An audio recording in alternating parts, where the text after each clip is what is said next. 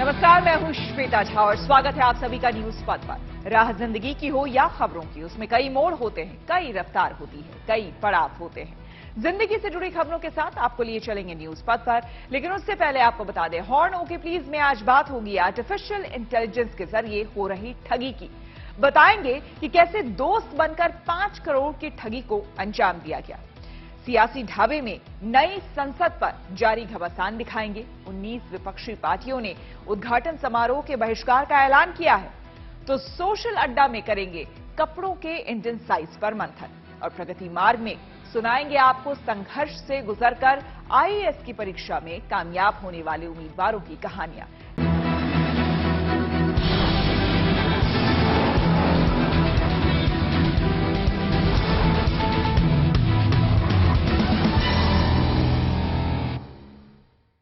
और आइए शुरू करते हैं न्यूज पथ पर सफर। सबसे पहले ऐसी तस्वीरें जिनका जिक्र सरेराह है। ये तस्वीरें सुर्खियों में भी है और सोशल मीडिया पर भी है। इनसे आपका बाखबर होना बेहद जरूरी है, क्योंकि चौराहे पर इन्हीं की चर्चा है। अभिनेता अक्षय कुमार के बाद अभिनेत्री कंगना रनौत भी उत्तराखंड में केदारनाथ धाम पहुंची, जहां उन्होंने बाबा केदार के दर्शन किए। इस दौरान उन्होंने मंदिर में पूजा अर्चना की। पिछले कई दिनों से कंगना के यहां पहुंचने के कयास लगाए जा रहे थे, लेकिन मौसम खराब होने के कारण वो नहीं आ पा रही थी। पर जैसे ही थोड़ा सा मौसम ठीक हुआ तो उन्होंने बाबा केदार के दर पर अपनी हाजिरी लगाई। वहीं इस मौके पर मंदिर समिति ने कंगना को केदारनाथ धाम का महाप्रसाद भी दिया। एक दिन पहले ही वो हरिद्वार भी गई थी, जहां उन्होंने कुछ साधु संतों से मुलाकात की थी। यात्रा होती है तो बड़ी ही पावन होती है। इस तरह के विचार होते हैं, अच्छे प्रवचन सुने, अच्छी बातें सुने, अच्छी सीख ले, धर्म की लेके, सनातन को लेके। सनातन तो हमारा देखिए कितना अनंत है, उसके बारे में जितना भी हम सुने, सोचे, समझे उतना ही कम है। जम्मू कश्मीर के राजौरी में बुधल गांव में आजादी के साथ दशक बाद पक्की सड़क पहुंची। यहां के निवासी लंबे समय से इस सड़क की मांग कर रहे थे, क्योंकि उन्हें आने जाने में काफी दिक्कत का सामना करना पड़ता था। यहां तक कि गर्भवती महिला की डिलीवरी और किसी बीमार के इलाज के लिए भी मुश्किल आती थी, क्योंकि उन्हें अस्पताल ले जाने के लिए कड़ी मशक्कत करनी पड़ती थी। लेकिन अब ये सड़क लगभग तैयार है। दिल्ली से देहरादून का रेल सफर अब आसान हो जाएगा। दरअसल अब एक नई वंदे भारत एक्सप्रेस शुरू होने वाली है, जिसका ट्रायल भी सफल रहा। ये ट्रेन वहां 5 स्टॉप पर रुकेगी। इसको लेकर लोगों में भी काफी उत्साह है। इस वंदे भारत एक्सप्रेस के जरिए रेल यात्री सिर्फ 4.5 घंटे में ही अपना सफर पूरा कर लेंगे। यानी इससे समय की भी काफी बचत होगी और सफर भी आरामदायक हो जाएगा। बताया जा रहा है कि पीएम मोदी गुरुवार को ऑनलाइन हरी झंडी दिखाकर इस ट्रेन को रवाना करेंगे। यूपी के कानपुर में पुलिस ने कार चोरी के आरोप में 3 ऐसे युवकों को गिरफ्तार किया, जिन्हें कार ही चलानी नहीं आती थी। ऐसे में उन्हें करीब 10 किलोमीटर तक धक्का लगाकर गाड़ी ले जानी पड़ी। फिर सुनसान जगह पर उन्होंने ये गाड़ी छोड़ दी। तभी पुलिस ने उनसे पूछताछ की, जिसमें ये लोग पकड़े गए। इनमें एक बीटेक तो दूसरा बीकॉम फाइनल ईयर का छात्र है। कहा जा रहा है कि उन्होंने कबाड़ी को बेचकर अच्छा पैसा कमाने की सोच से ये गाड़ी चोरी की थी। इनके पास से 2 चोरी की मोटरसाइकिल भी बरामद हुई है। हिमाचल समेत उत्तर भारत के कई राज्यों में फिर से बारिश है। जी हां, दिल्ली में भी तापमान में थोड़ी गिरावट आई है। तो मध्य प्रदेश में आचार्य धीरेन्द्र शास्त्री को शिवराज सरकार ने दे दी है वाई स्तर की सिक्योरिटी। आइए आपको सीधे लिए चलते हैं न्यूज एक्सप्रेस वे पर, जहां पर देश भर की कुछ और जरूरी खबरें कर रही हैं आपका इंतजार। 3 देशों की यात्रा के बाद प्रधानमंत्री मोदी की स्वदेश वापसी हो गई। इससे पहले पीएम मोदी और ऑस्ट्रेलियाई प्रधानमंत्री अल्बनीज के बीच सिडनी में मुलाकात हुई। साथ ही दोनों नेता हार्बर ब्रिज भी गए। अपने दौरे में पीएम मोदी ने खालिस्तान समर्थकों को सख्त संदेश दिया और ऑस्ट्रेलिया में भारतीय मंदिरों पर हमले का मुद्दा उठाया, जिस पर वहां के पीएम अल्बनीज ने एक्शन लेने की बात कही। वहीं प्रधानमंत्री ने इस साल होने वाले क्रिकेट वर्ल्ड कप के लिए ऑस्ट्रेलियाई पीएम को भारत आने का न्योता भी दिया। दिल्ली के सीएम अरविंद केजरीवाल ने पूर्व मुख्यमंत्री उद्धव ठाकरे से मुंबई में मुलाकात की। इस दौरान संजय सिंह और राघव चड्ढा समेत आम आदमी पार्टी के कुछ नेता भी मौजूद रहे। अपनी मुलाकात में केजरीवाल ने केंद्र के अध्यादेश का मुद्दा उठाया। वहीं इस मुलाकात के बाद उद्धव ठाकरे ने भी केंद्र को निशाने पर लिया। उन्होंने कहा कि वो देश और डेमोक्रेसी को बचाने के लिए साथ आए हैं। समाजवादी पार्टी के नेता आजम खान को हेट स्पीच मामले में रामपुर की एमपी एमएलए कोर्ट से बड़ी राहत मिली। अदालत ने उन्हें इस केस में बरी कर दिया। इससे पहले निचली अदालत से इस मामले में आजम खान को 3 साल की सजा हुई थी, जिसकी वजह से उन्हें अपना विधायक का पद गंवाना पड़ा था। साथ ही इस सीट पर हुए उपचुनाव में समाजवादी पार्टी को हार का सामना भी करना पड़ा था। कर्नाटक में हिजाब पर लगा बैन हटाने की फिर मांग उठ गई। एमनेस्टी इंडिया नाम के संगठन ने ये अपील की, जिसके बाद नई कांग्रेस सरकार ने इस पर कानूनी तौर पर विचार करने की बात कही। वहीं बीजेपी ने कहा कि अगर हिजाब पर लगा बैन हटाया गया तो वो इस प्रस्ताव का विरोध करेगी। जम्मू कश्मीर में G20 की बैठक खत्म हो गई। इस बैठक के सफल आयोजन को लेकर भारत की तारीफ हो रही है। दरअसल बैठक के लिए पहुंचे कई विदेशी प्रतिनिधि घाटी में आराम से घूमते नजर आए। उन्होंने डल झील पर सैर की और वो मार्केट में खरीदारी भी करते नजर आए। खबरों के एक्सप्रेसवे से आगे रुक करते हैं सियासी ढाबे का, जहां आज की सबसे दिलचस्प खबर मौजूद है। नई संसद के उद्घाटन पर घमासान यहां तक पहुंच गया है कि कांग्रेस समेत 19 विपक्षी पार्टियों ने इस समारोह से दूर रहने का ऐलान कर दिया है। यानी कि 28 मई को होने वाले उद्घाटन पर जबरदस्त सियासी टकराव है। विपक्ष इस मुद्दे को राष्ट्रपति पद के सम्मान से जोड़ रहा है, तो बीजेपी इसे सियासत बता रही है।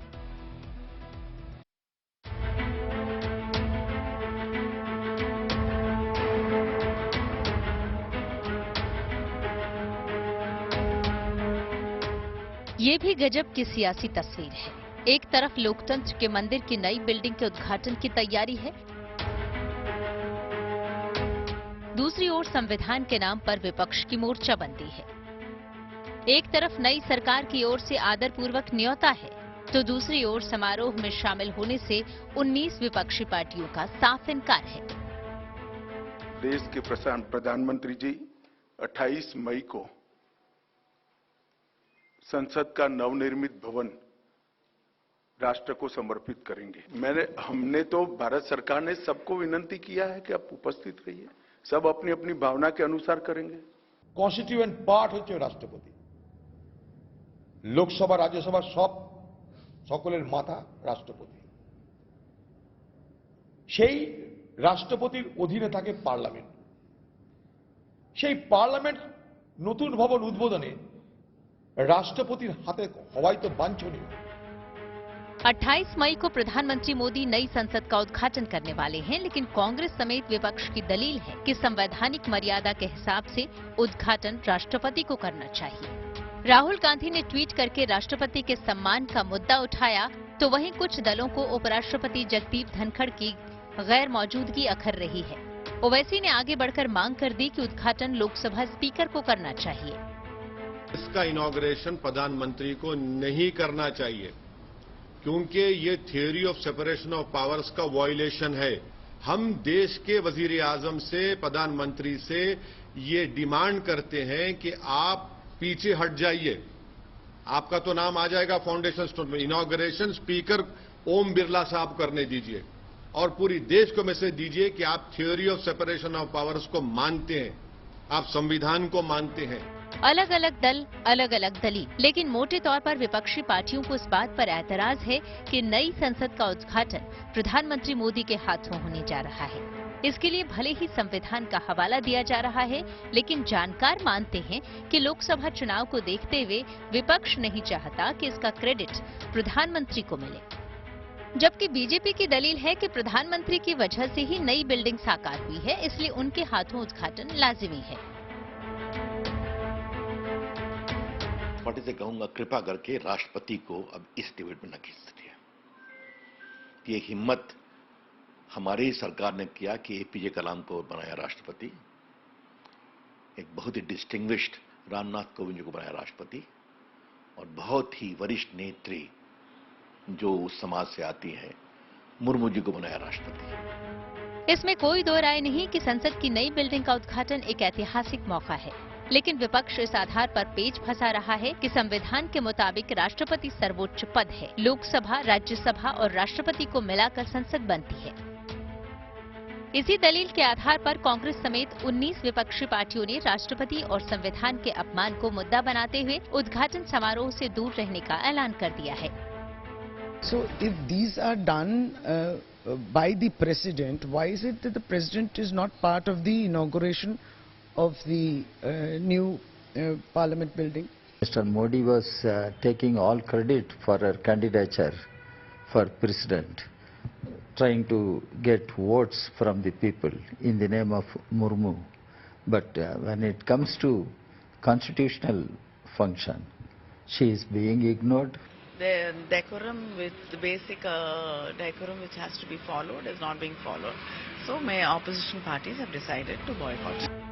देखा जाए तो विपक्ष को लामबंद करने की जो कोशिश हो रही है, उसके लिए नई संसद ने एक जमीन तैयार कर दी है। कांग्रेस ने मुद्दा उठाया और अब उसके साथ ज्यादातर विपक्षी पार्टियां खड़ी हैं। इस हिसाब से विपक्ष की रणनीति तो अच्छी है, लेकिन एक बड़े अवसर पर हो रही ये सियासत सवालों के घेरे में है। बीजेपी खुद कांग्रेस को इतिहास याद दिला रही है। स्पीकर साहब कस्टोडियन ऑफ द पार्लियामेंट होता है। कभी भी स्पीकर साहब ने प्रधानमंत्री जी को इनवाइट किया है और इसके साथ ही साथ पार्लियामेंट प्रीमाइसेस में ही पहले प्रधानमंत्री जो थे उन लोगों ने भी बहुत बिल्डिंग वगैरह उद्घाटन की है। तो इसीलिए ये ऐसे कारण लेके एक ऐसा अच्छा कार्यक्रम बायकॉट करना ये बिल्कुल ठीक नहीं है। देश और दुनिया को नई संसद के उद्घाटन का इंतजार है, लेकिन सूरत हाल ये है कि विपक्ष के तेवर सख्त हैं और घमासान तेज होने के आसार हैं।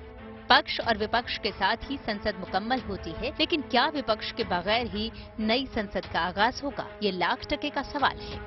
Bureau report, good news today. नई संसद पर सियासी घमासान अपनी जगह है, लेकिन सरकार की तैयारी इस ऐतिहासिक दिन को भव्य बनाने की है। उस दिन प्रधानमंत्री पूरे विधि विधान से इमारत का उद्घाटन तो करेंगे ही, खास बात यह होगी कि वो नई संसद में सिंगोल यानी कि राजदंड की भी स्थापना करेंगे। ब्रिटिश इंडिया के अंतिम वायसरॉय ने सत्ता के हस्तांतरण के प्रतीक के रूप में पंडित जवाहरलाल नेहरू को सिंगोल सौंपा था। इस समारोह के बाद से सिंगोल को प्रयागराज संग्रहालय यानी कि आनंद भवन में रखा गया था। 5 फीट लंबे सिंगोल को प्रधानमंत्री मोदी अब नई संसद में स्थापित करेंगे। सिंगोल को संसद भवन में स्पीकर के पोडियम के पास रखा जाएगा।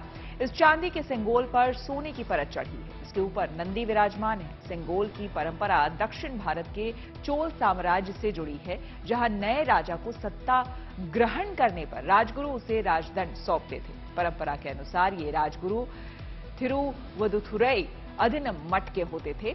जब सत्ता हस्तांतरण के लिए लॉर्ड माउंटबेटन ने एक खास प्रतीक की बात की, तो सी राजगोपालाचारी के सुझाव पर पंडित नेहरू ने इसे तमिलनाडु से मंगवाया और सत्ता के प्रतीक के रूप में इसे माउंटबेटन के हाथ से स्वीकार किया था। 14 अगस्त 1947 की रात को लगभग 10:45 पर पंडित जवाहरलाल जी ने विशेष रूप से तमिलनाडु से आए हुए अधिनम से सेंगोल को स्वीकार किया था। उन्होंने इसे अंग्रेजों से भारत को सत्ता प्राप्त करने के प्रतीक के रूप में पूर्ण विधि विधान के साथ स्वीकार किया था। पंडित नेहरू ने 14 अगस्त की रात को अपने निवास पर कई नेताओं की उपस्थिति में सेंगोल स्वीकार कर सत्ता के हस्तांतरण की प्रक्रिया को एक प्रकार से पूरा किया था। और न्यूज पथ पर आगे है धन बाजार, जहां शेयर बाजार से लेकर कारोबार तक की सभी अहम खबरें होती हैं और इसका सीधा रिश्ता आपकी आमदनी आपकी जेब से होता है। तेज रफ्तार खबरों के बीच ये जरूरी खबरें छूट न जाए, इसलिए आपको सीधे लिए चलते हैं धन बाजार।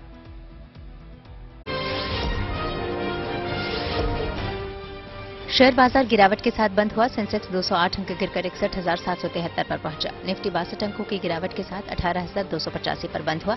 शेयर बाजार में आज निवेशकों को करीब 32,000 करोड़ का नुकसान हुआ। सबसे अधिक गिरावट कमोडिटी, बैंकिंग, मेटल और सर्विसेज सेक्टर के शेयरों में दिखी। लगातार गिरावट के बाद सोने चांदी के भाव में एक बार फिर से तेजी आई। दिल्ली सराफा बाजार में सोने की कीमत 250 रुपए चढ़कर 63,600 रुपए पर पहुंचा, यानी 10 ग्राम सोने की कीमत अब 63,600 रुपए हुई। चांदी की कीमत में भी 540 रुपए का इजाफा हुआ। अब 1 किलो चांदी की कीमत 73,140 रुपए हुई।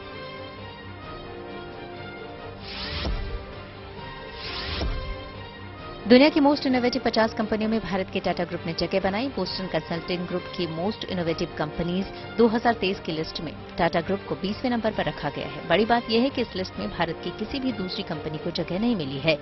इन टॉप 50 कंपनियों को उनकी परफॉर्मेंस, झटकों को सहने की उनकी क्षमता और इनोवेशन जैसे पैरामीटर्स के आधार पर जगह दी गई है। भारत अगले 5 साल तक सबसे तेजी से बढ़ने वाली अर्थव्यवस्था बनी रहेगी, ये दावा क्रेडिट रेटिंग एजेंसी मूडीज ने किया। क्रेडिट रेटिंग एजेंसी मूडीज ने कहा है कि भारत की जीडीपी 2022 में 3.5 ट्रिलियन अरब डॉलर से ज्यादा रही है और ये अगले 5 साल तक G20 में सबसे तेजी से बढ़ने वाली अर्थव्यवस्था बनी रहेगी। अमेरिकी रेटिंग एजेंसी के मुताबिक फैसला लेने की प्रक्रिया में शामिल नौकरशाही का लेट लतीफी वाला रवैया भारत में FDI आने की स्पीड को घटा सकता है। पेटीएम के chief executive officer Vijay Shekhar Sharma फिर से पेटीएम पेमेंट्स बैंक के चेयरमैन बनेंगे। आरबीआई ने इसके लिए पेटीएम पेमेंट्स बैंक को मंजूरी दे दी है। विजय शेखर शर्मा को 1 साल के लिए पार्ट टाइम चेयरमैन के रूप में नियुक्त किया जाएगा। फिनटेक कंपनी ने स्टॉक एक्सचेंजों को एक रेगुलेटरी फाइलिंग में ये जानकारी दी। 5 जून को होगा एप्पल का बड़ा इवेंट। टेक्नोलॉजी से जुड़ी ऐसी ही हर एक जरूरी खबर को जानने समझने के लिए आपको लिए चलते हैं अब डिजिटल गली में। आईटी एक्ट 2000 की जगह नया डिजिटल इंडिया कानून जून के पहले हफ्ते में आ सकता है। केंद्रीय टेक्नोलॉजी मिनिस्टर राजीव चंद्रशेखर ने इसके संकेत दिए। इस नए कानून में बच्चों की सुरक्षा का ख्याल रखने वाले विशेष प्रावधान भी शामिल होंगे। एप्पल ने अपने बड़े इवेंट WWDC यानी वर्ल्ड वाइड डेवलपर्स कॉन्फ्रेंस का शेड्यूल जारी कर दिया। इस इवेंट को 5 से 9 जून तक आयोजित किया जाएगा। इसमें एप्पल कई बड़ी घोषणाएं करेगा। इस दौरान कई नए प्रोडक्ट भी लॉन्च हो सकते हैं। अमेरिकी सरकार ने टेक्नोलॉजी से जुड़े कुछ उत्तर कोरियाई संगठनों पर बैन लगा दिया। आरोप है कि ये संगठन हैकिंग और दूसरे तरीकों से पैसे चुराते हैं, फिर इन पैसों से उत्तर कोरिया हथियार तैयार करवाता है। अमेरिका के मुताबिक उत्तर कोरिया इसके लिए विदेशों में हजारों टेक्नो फ्रेंडली कर्मचारियों को तैनात करता है। इस वक्त में आप सोशल अड्डा का रुख करते हैं और आज के मुद्दे पर लोगों की राय जानते हैं। सोशल अड्डा में आज का मुद्दा रेडीमेड कपड़ों से जुड़ा है। जी हां, आजकल ज्यादातर लोग बाजार में मिलने वाले रेडीमेड कपड़े पहनते हैं, लेकिन कई बार ऐसा भी होता है कि ये कपड़े साइज में फिट नहीं आते और उन्हें फिट कराना पड़ता है। इसकी वजह यह है कि बाजार में जो कपड़े मिलते हैं वो भारतीयों के साइज के हिसाब से तैयार ही नहीं होते, बल्कि अमेरिका, यूके और यूरोपियन यूनियन के साइज चार्ट के मुताबिक बनाए जाते हैं। लेकिन अब एक अच्छी खबर आई है और वो ये कि जल्द ही भारतीयों के साइज के हिसाब से बाजार में रेडीमेड कपड़े बिकते आपको अब नजर आएंगे। जानकारी के मुताबिक इंडिया साइज नाम के प्रोजेक्ट के तहत भारतीयों को उनके बॉडी टाइप के हिसाब से रेडीमेड कपड़े चुनने की आजादी मिलेगी। बताया जा रहा है कि भारत अगले 3 महीनों में कपड़ों के लिए अपना खुद का साइज चार्ट जारी कर देगा।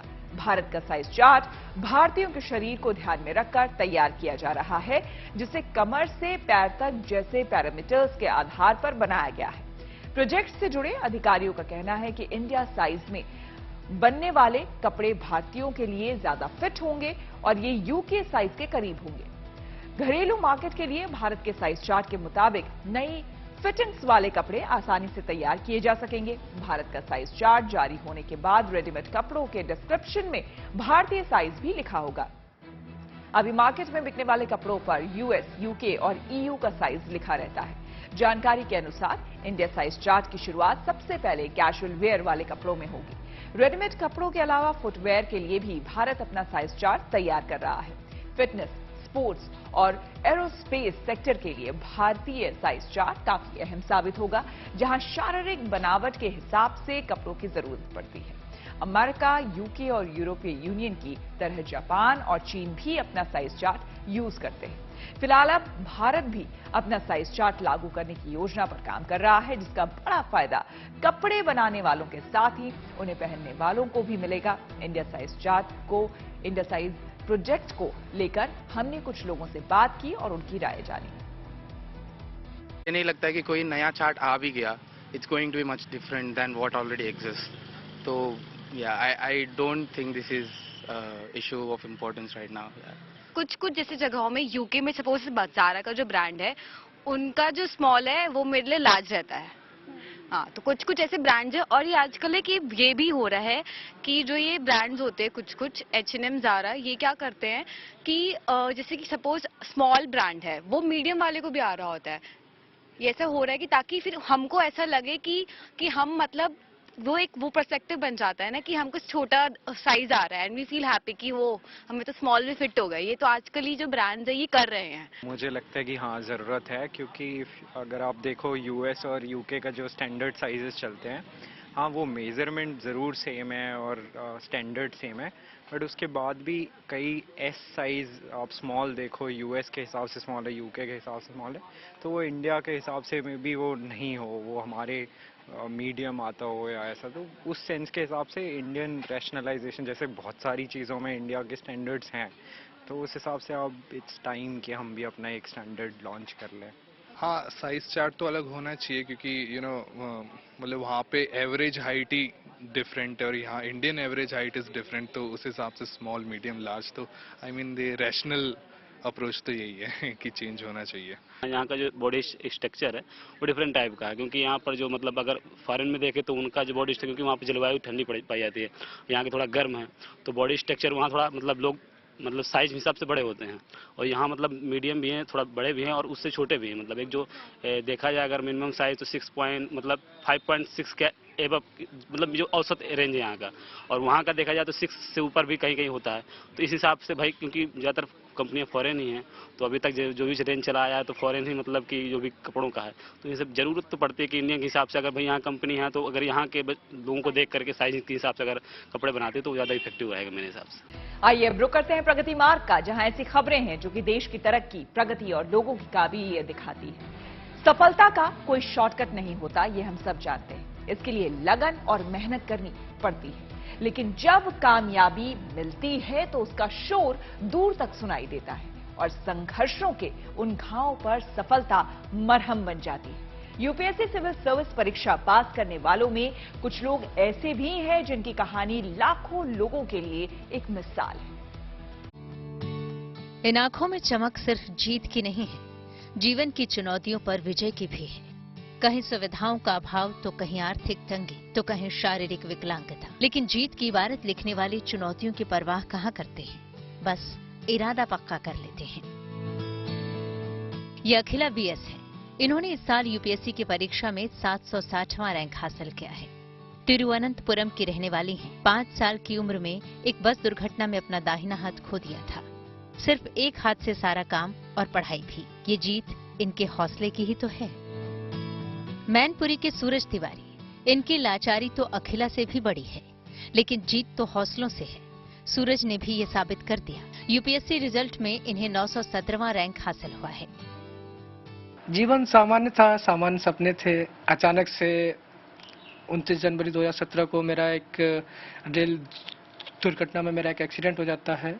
मैं चलती गाड़ी के अंदर था और काफ़ी भीड़ होने की वजह से मैं नीचे पटरी पे गिर गया और मैं बेहोश हो गया। जब मेरी आंखें खुली तो मैंने अपने आप को एम्स में पाया, और जब एम्स में मेरी आंखें खुली तो मैंने देखा कि मैं अपना शरीर का जो अहम हिस्सा होता है वो मैं खो चुका हूँ। आज मैं मेरे माँ बाप के प्यार और सपोर्ट की वजह से आज मैं यहाँ पर हूँ। कामयाबी की एक कहानी दिल्ली पुलिस के एक हेड कांस्टेबल ने भी लिखी। राजस्थान के दौसा से हैं। पिता मजदूर थे, जैसे तैसे पढ़ाई की, जो नौकरी मिली कर ली, लेकिन चाह थी, सपना था आईएएस बनने का। इनके पास खोने के लिए कुछ नहीं था, सो अपने हिस्से की मेहनत करते रहे। 8वीं बार में सफलता पाई, लेकिन जता दिया कि दिल से चाहो तो सब मुमकिन है। नौकरी भी काफी हार्ड होती है पुलिस की, तो इससे तालमेल बनाने में काफी दिक्कत हुई और समय की मतलब काफी कमी रही। इसकी वजह से मतलब मेरा 8वें जो अटेम्प्ट में सफलता मिली है। तो 8 घंटे लगभग ड्यूटी करनी होती है, ड्यूटी भी काफी हार्ड होती है। उसके बाद 7-8 घंटे और निकालना, सोने के लिए भी कहीं ना कहीं कॉम्प्रोमाइज करना पड़ता है। मैना चौधरी नागौर से हैं। माता पिता अनपढ़, 6 भाई बहन। आजीविका का साधन बस खेती। घर में माँ का हाथ बटाना, खेत में पिता का। लेकिन माता पिता ने बेटी की आंखों में सपने देखे थे, सो हिम्मत दी और बेटी ने कर दिखाया अपने दम पर। मैना ने यूपीएससी में 613 रैंक हासिल की है। उत्तराखंड के बागेश्वर जिले की कल्पना पांडे, इन्होंने सिविल सर्विसेज एग्जाम में 102वीं रैंक हासिल की है। पिता रमेश चंद्र पांडे गरुड़ बाजार में मामूली किराने की दुकान चलाते हैं।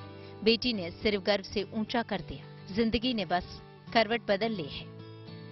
2019 से मैं इस परीक्षा की तैयारी कर रही थी। ये मेरा दूसरा प्रयास था और मैं बहुत अपने आप को लकी समझती हूँ कि सबकी ब्लेसिंग्स की वजह से ये क्लियर हुआ। और सबको यही संदेश देना चाहूँगी कि उन्हें भी अपने सपनों को फॉलो करना चाहिए, उनके लिए प्रयासरत रहना चाहिए, मेहनत करनी चाहिए।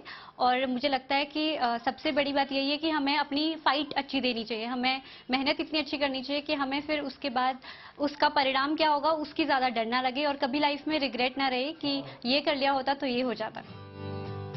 सपने सब देखते हैं जिंदगी को खूबसूरत बनाने की, लेकिन जो सपने लाचारी, मजबूरी और तंग हालातों से उपजते हैं, उन सपनों में जान होती है। उन सपनों में जिंदगी को खूबसूरत बनाने की नहीं, जिंदगी बदल देने की चाहत सांस लेती है। और जब ये सपने पूरे होते हैं तो अपने जैसे कईयों की बुलंद आवाज बन जाते हैं। Bureau report, good news today. तो इसी के साथ न्यूज पथ में मेरे यानी श्वेता झा के साथ फिलहाल इतना ही। देश दुनिया की तमाम पॉजिटिव खबरों के लिए आप देखते रहिए गुड न्यूज टुडे।